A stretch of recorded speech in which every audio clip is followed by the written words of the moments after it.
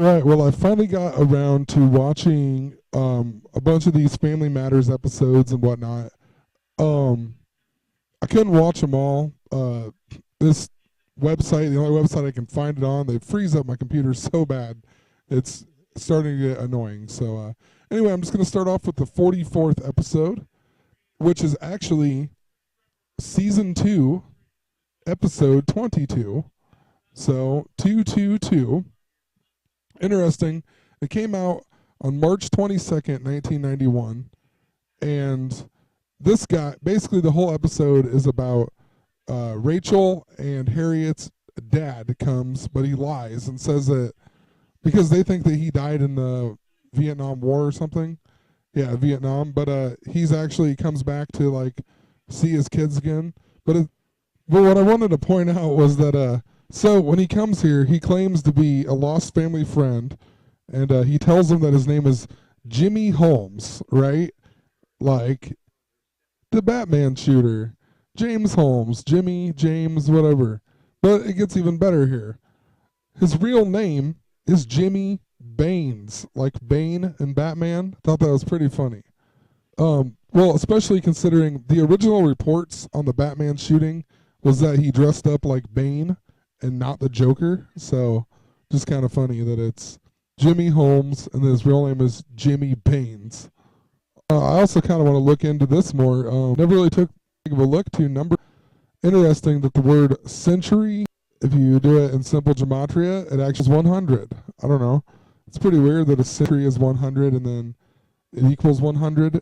It's at century 16, so 116. It says he was charged with 116 counts of first-degree murder. But anyway, another weird thing. So it was episode 44, and I found the actual address of the actual Winslow's house, and the Batman shooting was in Aurora, Colorado, but there's also an Aurora, Illinois. And so this is the house, 1516 West Wrightwood Avenue, Chicago. That's where they live. And if you type in the directions to Aurora, Colorado, it's 44.6 miles. So pretty interesting. I mean, that it's 44 miles. I mean, it is 0.6, but I guess that depends on where you're going there. Another thing is that in order to get there, you take Interstate I-88. I mean, come on, really? That's weird. I mean, it doesn't mean that this show predicted the Batman shooting or anything like that, but just kind of weird stuff when I look it up. And I mean, it's 44 miles away. The 44th episode, they have 2 Batman names, and then you take Interstate 88 to get to Aurora from there. Also, in this episode, I'm not dead, or they have a lot of this episode even. He's wearing a red shirt here. This guy, the dad or whatever, Jimmy Holmes, he's wearing a red shirt underneath his coat, which he takes off later. And they even mention this thing in the background here, and Carl says something about it came with the house, that red thing over there. So they definitely want you to know something about red. Red does equal 27, and like I've talked about before, this is a 27 year. Also, it's the same color, or all of the news articles say that James Holmes dyed his hair red, but it's actually orange. But they say in all the articles it says he dyed his hair red. That's all I can think of. Anyway, I'll just show a little more here. See, and then even Laura has a red shirt on right here. I mean, I don't know what the significance is, but there's a red shirt, at least in every scene most. Even right here, Little Richie's red. And stupid things freezing my computer up again. So anyway, at the very end, Harriet and Rachel, they cry or whatever. They finally accept their dad again. But Harriet's wearing a red shirt as well. But I wanted to show about Harriet Winslow. But so the Family Matters is actually a spin-off of the show Perfect Strangers. I never knew that before, but let's check out Harriet Winslow here. I just thought it was kind of interesting. She was on this show as an elevator operator, but then it says a bunch of stuff happened, whatever, and then she was by Ferguson's department store. I mean, that just reminds me of Ferguson, Missouri, and everything. But it says beginning on season 6, episode The Looney Bin. That's a Family Matters episode. But I've been talking about Looney Tunes and Space Jam and all that, and then she starts working at Ferguson Department Store on the episode called The Looney Bin. Just kind of weird. No, I'm not going to talk about too many more. It's just my computer's driving me crazy here. But episode 45 is season 2, episode 23, so 223. But it came out on April 1st, 1991. And the whole episode is about love. I mean, why would the whole episode be about love if it came out on April 1st, you know? Probably because it's the 45th episode. But basically, right in the very beginning here, like right here, Steve pulls off the flowers and says, "She loves me, she loves me, she loves me." He doesn't ever say she loves or whatever. Just kind of weird. But then watch when Eddie comes downstairs. It says love on the refrigerator even. Well, my computer froze. Hold on. Okay, you can see love on the refrigerator. Okay, I'm just going to use a screenshot so it won't freeze. But anyway, so Carl's watching the Chicago Bulls playoff game, and his boss or the other cop comes in, and he turns off the TV like right at a pivotal moment in the game. And the announcer says there's 4 seconds left, and then I can't even remember, Michael Jordan, there's 4 seconds left. And then when the TV turns back on, the announcer says he hasn't seen anything like that in 4 years. So there was 4 seconds left, and then Jordan makes the game-winning shot or something, and then the announcer says, "Haven't seen that, and I've been announcing for 4 years." So 44. They mentioned Michael Jordan like 2 or 3 times also, but I mean, of course, it's Chicago and it's the Bulls. But the episode came out April 1st, 1991. So I looked up the 1991 NBA playoffs, and the Bulls actually didn't play a game until April 25th. So I'm not sure what playoff game they're referring to. If that episode came out on April 1st, it's just kind of weird. It has to be the previous season or something. But, I mean, it doesn't have to mean anything. It's just kind of weird. I guess in 1991, too, the Bulls went on to win the first championship of Michael Jordan, or of the Chicago Bulls, actually. So 1991 was their first NBA Finals. Or NBA championship, I guess maybe not finals. Anyway, at the very end of this episode, so his friend wants to go out with Rachel, his sister-in-law, and he makes her go out with him. And then she kind of breaks it off with him at the end, and then Steve gets dumped. Not really dumped, but they both have nobody on Valentine's Day. And him and Steve start singing the song "Breaking Up Is Hard to Do." And this song, it says over here it is 2/18, which 2/18 would be the 49th day of the year. It came out in 1962. The word 62 is 1949 in Jewish gematria. Also, I've talked about 62 before with the 88s and whatnot. But over here it says that the song is 2 minutes and 16 seconds. But, I mean, even that's significant. I mean, either or. You got 49th day, or 6 times 6 times 6 is 216. But it says it hit number 1 on Billboard 100 on August 11th, 1962. So 8/11/88. The song was recorded by Neil Sedaka, and it was actually written by him and this other guy, Howard Greenfield. Howard Greenfield, interesting, his last name's Greenfield, but he was born on the Ides of March in 1936, and he died at age 49 on the 63rd day of the year. So born in 36, dies on the 63rd day of the year. It even says that he lived on 63rd Street in Manhattan before moving to California in 1966, 49 years ago. That's pretty strange. So now when I was watching this, the Michael Jordan thing, I seen a bunch of articles because it was on 5/7. Today's Yeah, it was 5-7, May 7th. And they had a bunch of stuff about Michael Jordan. With he made the shot against Cleveland.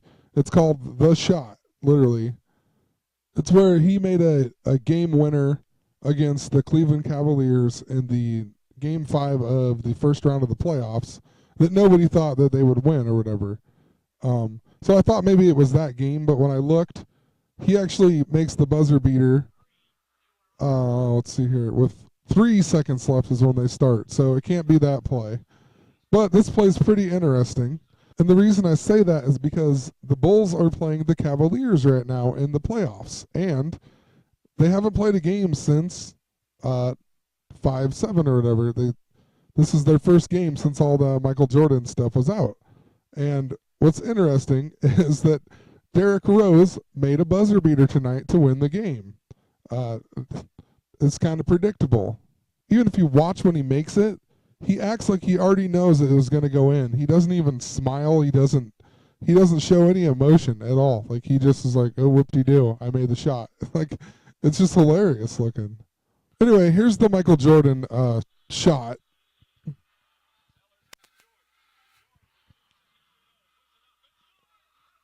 Okay, so he wins the game, blah blah blah. But then at the end here, they interview him, and they ask him about the song that he always. Well, he scored 44 points too, which is kind of interesting. But they ask him like they ask him about a song that he listens to, a ritual song in the locker room, and he says, Anita Baker. I can't remember what song it is. Do Your Best or something like that. But look at this. So he made the shot on 5-7, and Anita Baker is 57 this year.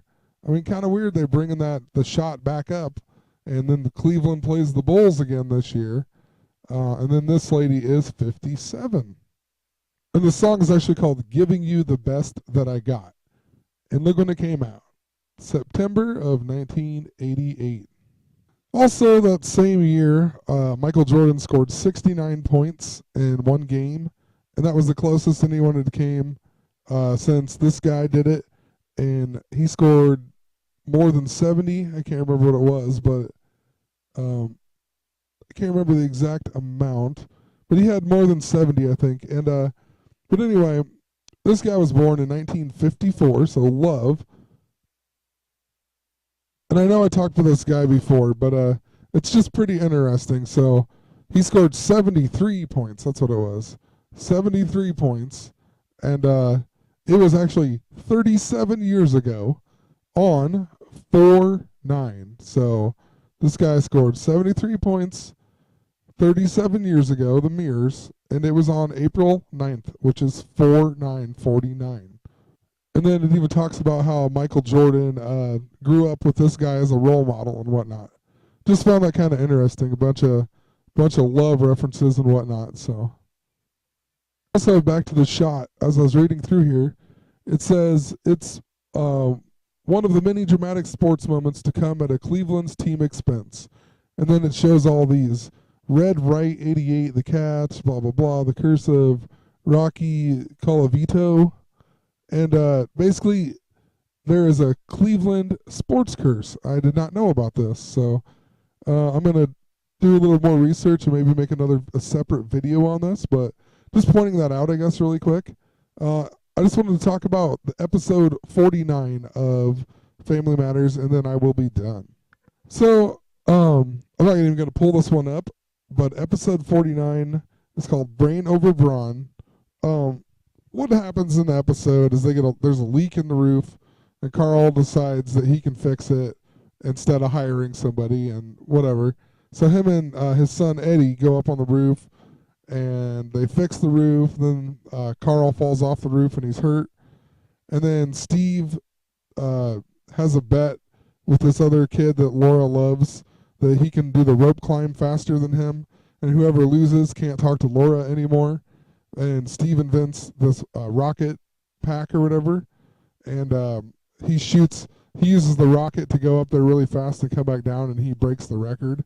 But what's funny is that the guy that he's going against when he climbs up it, he breaks the old record, which is 4.9 seconds, or he breaks his other record, and he gets 4.9 seconds. And then when Steve does it, he gets like, I can't remember what it is. It's 3 point something, 3.4 maybe. I don't know, but it's kind of interesting that he broke the record of 4.9. And then it's the 49th episode. But then what happens is Steve comes over later on that night, and he's always clumsy, and he pushes the rocket button, and then he shoots through the leak or the hole that Carl and Eddie just fixed. And then the episode ends. But what happens is he actually gets shot all the way to Port Washington, Wisconsin. And he ends up being on the show Step by Step. And it's the second episode of Step by Step. So they kind of like intertwine these two shows. So you can see it's the same day and everything. So they must have been on like a TGIF on Friday nights or whatever together. And then Urkel must have been on this next episode. But basically the whole episode is that Al, like the tomboy girl, gets dumped for the dance or whatever. So Urkel, he's actually the nerdy kid on this show's friend. And then Urkel ends up taking her to the dance. And then he does the Urkel dance. And everyone like thinks it's cool or whatever. Do the Urkel. It's pretty awesome actually. But just pointing that out, I guess, that it's like a crossover episode. But I mean, I watched the episodes. There's nothing really that stands out. You know, they're kind of short and really dry. But anyway, from the Winslow house in Chicago to Port Washington, Wisconsin, it is 113 miles according to Google Maps here. 113, that's like Michael Jordan, Kobe Bryant, they all add up to 113. It could be 11,333. Just found that kind of interesting. And then look at how you go there. I-94, the mirror of 49. You take I-94 to get there. And it's the 49th episode. And I actually found the real step-by-step house, but it's not in Port Washington, Wisconsin. It's in, it's somewhere in California, Southern California, and that's where they film it. But they just say that it's Port Washington. Like in the beginning when they're on the roller coaster, it's actually by the ocean and not by this harbor here. But yeah. I'm just gonna end it there. Like I said, if my computer wasn't freezing up, there's just a lot of little things that happen in a lot of these episodes.